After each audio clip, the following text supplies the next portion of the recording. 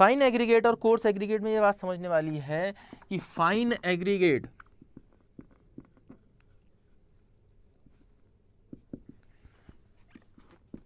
Coarse aggregate, fine aggregate का surface area क्या होता है, ज़्यादा होता है, और कोर्स एग्रीगेट का सरफेस एरिया कम होता है। अगर फाइन एग्रीगेट का सरफेस एरिया ज़्यादा अवेलेबल है तो वर्केबिलिटी ये कम दे देगा इसके कंपैरिजन में, मतलब ये वर्केबिलिटी देगा हमें।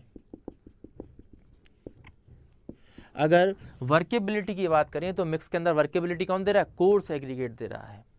लेकिन अगर स्ट्रेंथ की बात करूं, अगर स्ट्रेंथ की बात करूं तो सरफेस एरिया ज़्यादा अवेलेबल होने की वजह से ये एक दूसरे पार्टिकल्स पे फ्रिक्शन भी ज़्यादा डेवलप कर पाएगा, इस वजह से स्ट्रेंथ ये ज़्यादा प्रोवाइड करेगा। तो स्ट्रेंथ किसकी वजह से आएगी, फाइन एग्रीगेट की वजह से आएगी, और वर्केबिलिटी किसकी वजह से आएगी, कोर्स एग्रीगेट की वजह से आएगी। इसमें वर्केबिलिटी ये ज़्यादा दे रहा है, सरफेस एरिया कम कॉन्टैक्ट में होगा, क्योंकि सरफेस एरिया कम अवेलेबल है इसलिए स्ट्रेंथ भी कम अवेलेबल होगी।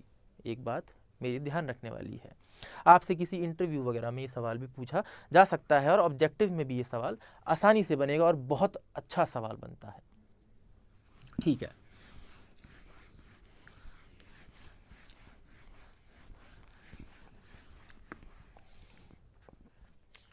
नेक्स्ट बात क्या समझने वाली है कि भाई जो भी एग्रीगेट आप इस्तेमाल कर रहे हैं उसकी क्रशिंग स्ट्रेंथ वैल्यू कितनी है,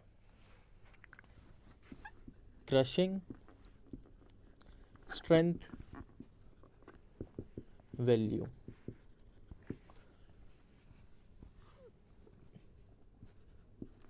क्रशिंग स्ट्रेंथ वैल्यू, या इसे एग्रीगेट क्रशिंग स्ट्रेंथ वैल्यू भी बोल दिया जाता है, और शॉर्ट फॉर्म में इसे ACV भी बोल दिया जाता है, एग्रीगेट क्रशिंग वैल्यू।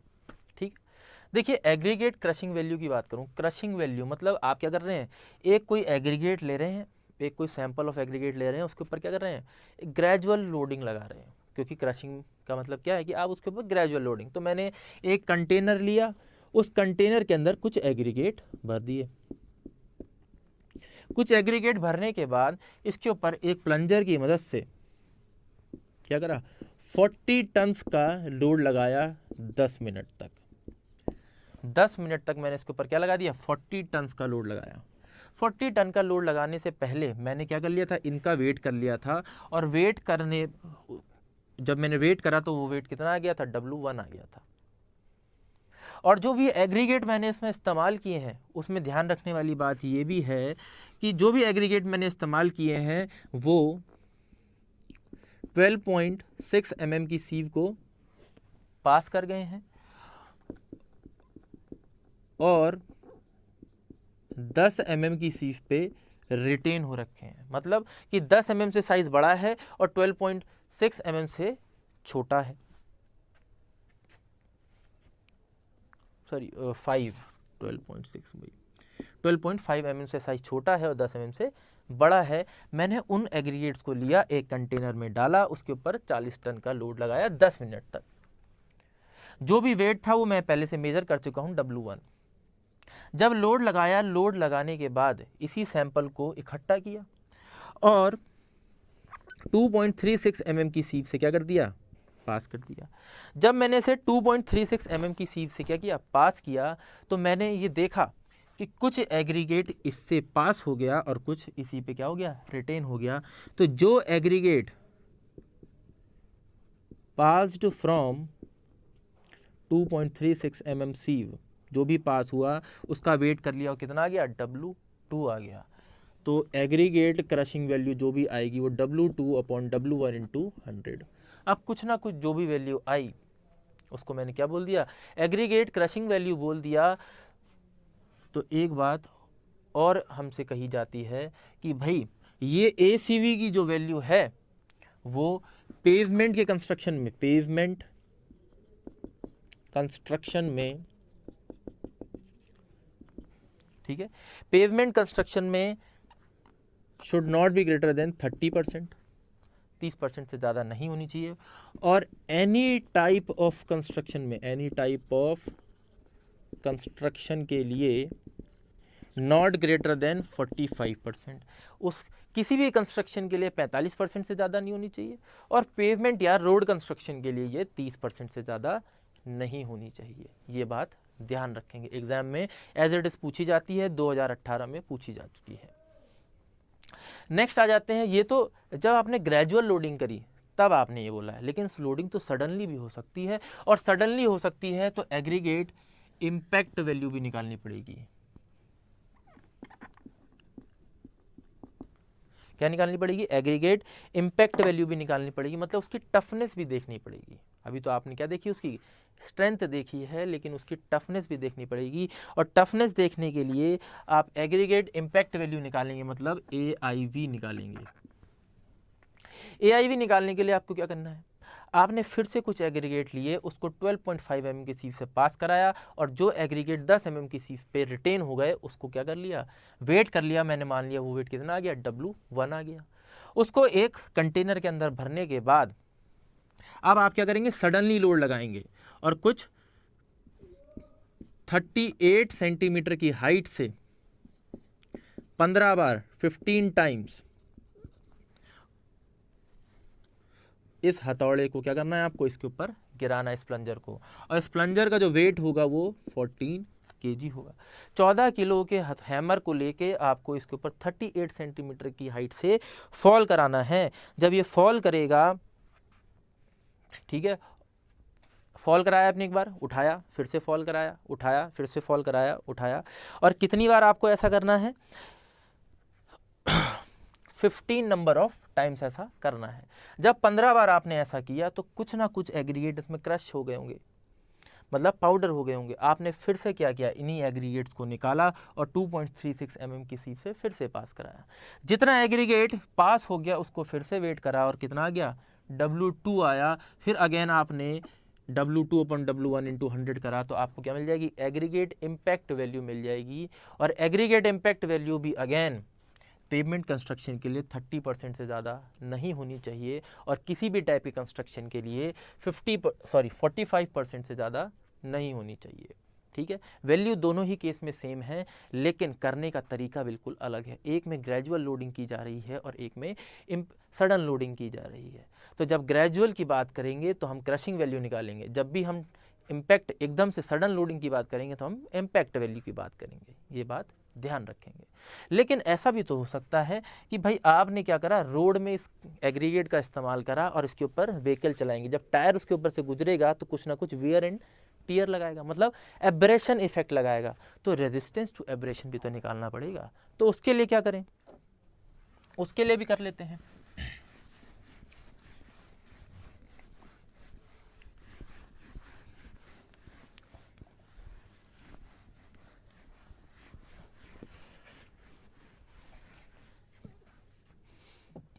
उसके लिए आप करेंगे एब्रेशन टेस्ट। ठीक है, ये abrasion test basically Dorry abrasion test किया जाता है,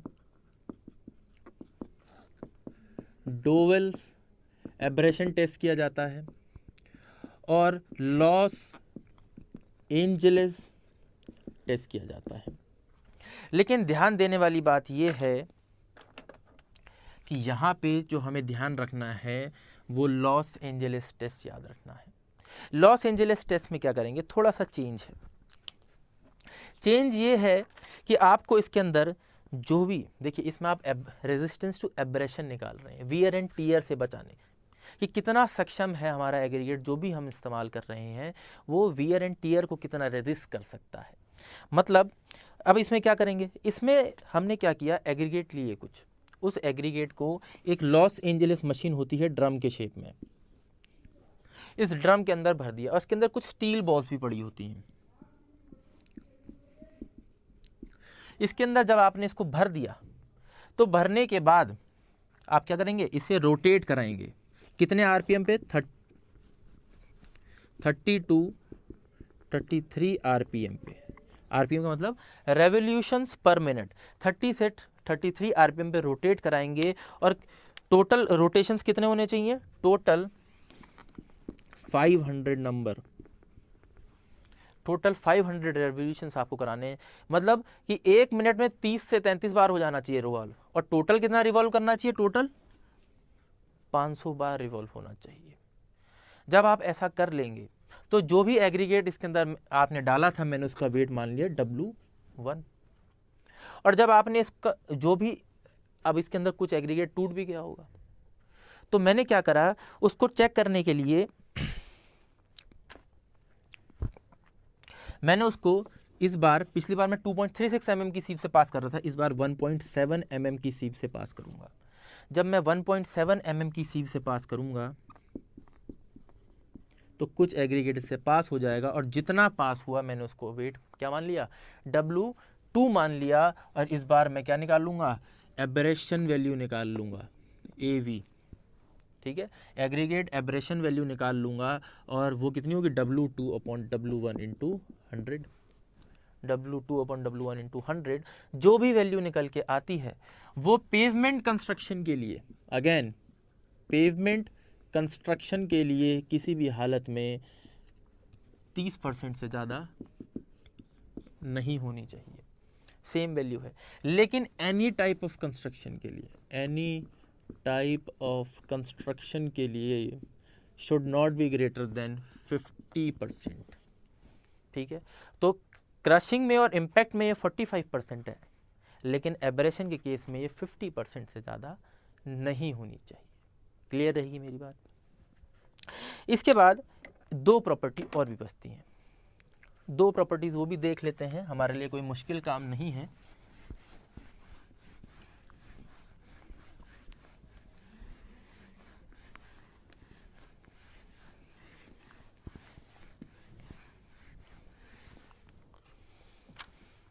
एक है फ्लेकी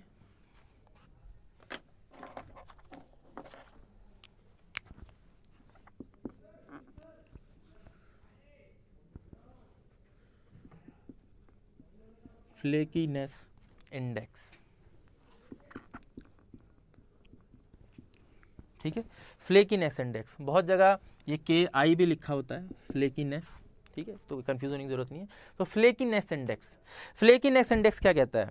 ये कहता है flakiness index is defined as the percentage by weight of aggregates which have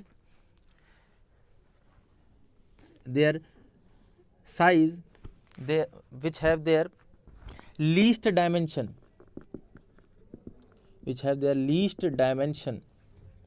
smaller than 3/5 of average size of aggregate, और इसको रिप्रेजेंट परसेंटेज बाय वेट से किया जाता है।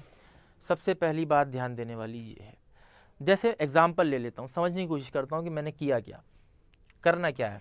करना ये है कि मैंने मान लेता हूँ कि एक 20 mm साइज़ के एग्रीगेट लेके आ गया।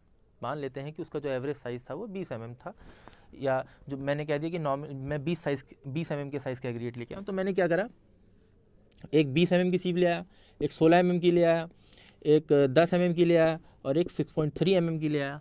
देखिए, ध्यान देने वाली एक और बात कि फ्लेकीनेस इंडेक्स आप जो परफॉर्म करेंगे, निकालने की कोशिश करेंगे, इसमें size of aggregate not less than 6.3 mm, मतलब 6.3 mm से छोटे साइज़ के एग्रीगेट के लिए ये एप्लीकेबल नहीं होता। तो मैंने सबसे छोटी साइज़ की सीव जो लगा ली 6.3 mm की लगा ली। दूसरी बात, इस टेस्ट को परफॉर्म करने के लिए कम से कम 200 पीस एग्रीगेट आपके पास अवेलेबल होने चाहिए। तो वो 200 पीस एग्रीगेट आपने लिए, इसके ऊपर डाल दिए, आपने क्या कराया, उसको फिर से 10 से 15 मिनट तक उसको वाइब्रेट कराया, और कुछ एग्रीगेट यहाँ रिटेन हो जाएंगे, कुछ यहाँ रिटेन हो जाए, कुछ 10 mm की सीव पे, कुछ 6.3 mm की सीव पे रिटेन हो गए। इसके बाद आपको एक थिकनेस गेज लेके आना है। थिकनेस गेज कुछ गूगल करके देखेंगे तो कुछ इस तरह का आपको देखने को मिलेगा। तो डिवाइस कौन सा यूज़ करना है, थिकनेस गेज। थिकनेस गेज में जो भी 20 mm की सीव पे रिटेन हुए उनको पास कराना है। कुछ एग्रीगेट जो होंगे इस पर्टिकुलर साइज से पास हो जाएंगे, ठीक है। अब किससे पास कराना है, मान लेते हैं कि आपने 16 mm वाली पे जो रिटेन हुए थे, तो इसमें जो आपका एग्रीगेट का साइज होगा वो 20 mm से छोटा होगा और 16 mm से बड़ा होगा। एवरेज साइज कितना हो गया, 20 + 16/2।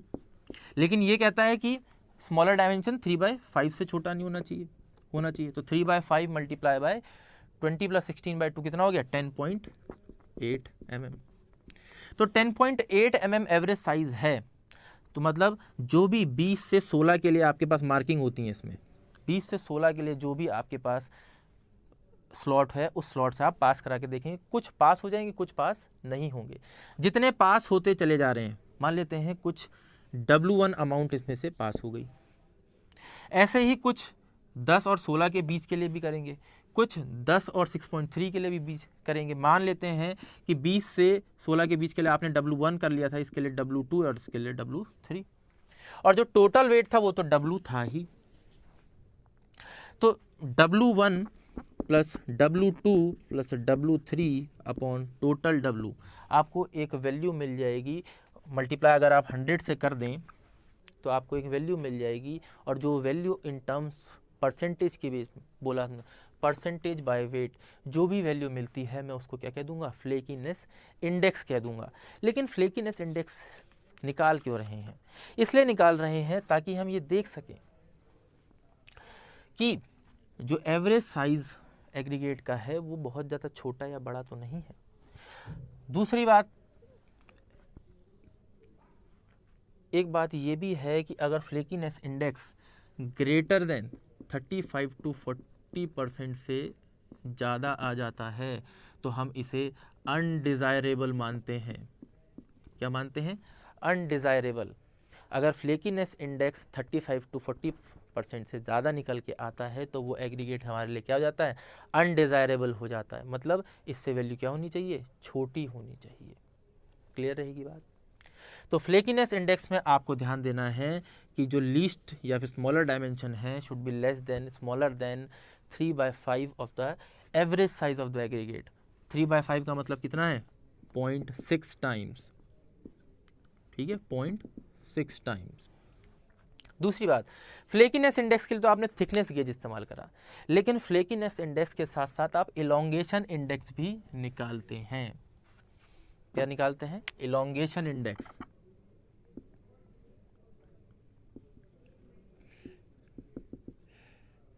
इलोंगेशन इंडेक्स क्या बोलता है, इलोंगेशन इंडेक्स ये बोलता है, ठीक है, जो भी बातें कॉमन है पहले उसको रिपीट कर लेते हैं। परसेंटेज बाय वेट में ये भी काम करना है, इसमें भी कम से कम 200 पीस आपके पास अवेलेबल होनी चाहिए। इसके लिए भी साइज ऑफ एग्रीगेट अगर 6.3 mm से छोटा है तो आप इलोंगेशन इंडेक्स को परफॉर्म नहीं कर सकते। यहाँ पे आप थिकनेस गेज इस्तेमाल कर रहे थे, लेकिन अब आप क्या इस्तेमाल करेंगे, अब आप लेंथ गेज का इस्तेमाल करेंगे। थिकनेस गेज की बजाय लेंथ गेज का इस्तेमाल करेंगे। और ये कहता है कि जो भी लीस्ट डायमेंशन है, ठीक है, कोशिश करते हैं इसको भी डिफाइन करने की, सॉरी लीस्ट कह रहा हूं मैं, ग्रेटर डायमेंशन है। ग्रेटर डायमेंशन जो भी है should be, greater dimension should be greater than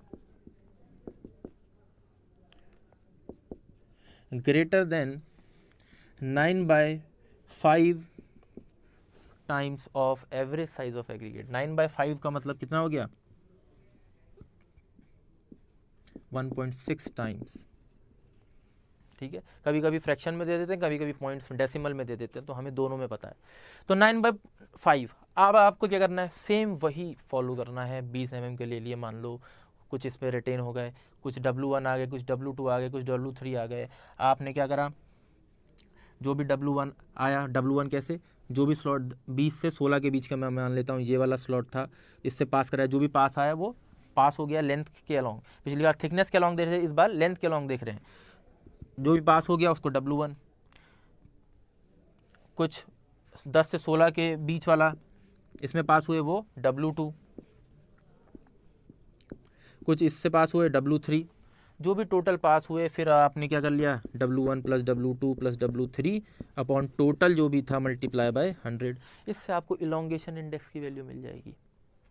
लेकिन दोनों ही केसेस में आपको एक बात ध्यान रखनी है कि elongation index and flakiness index are not valid for aggregate size less than 6.3 mm। अगर साइज ऑफ एग्रीगेट 6.3 mm से छोटा है तो आप इलोंगेशन इंडेक्स और फ्लेकीनेस इंडेक्स नहीं निकाल सकते। ये एग्जाम के अंदर बहुत बार पूछा जाता है, इसलिए ध्यान रखेंगे। क्लियर रहेगी मेरी बात।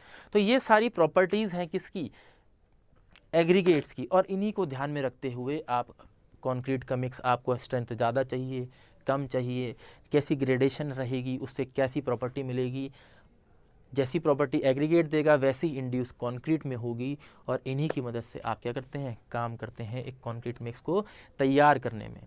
क्लियर रहेगी मेरी बात। तो एग्रीगेट्स की प्रॉपर्टीज़ अब आप जानते हैं। धन्यवाद।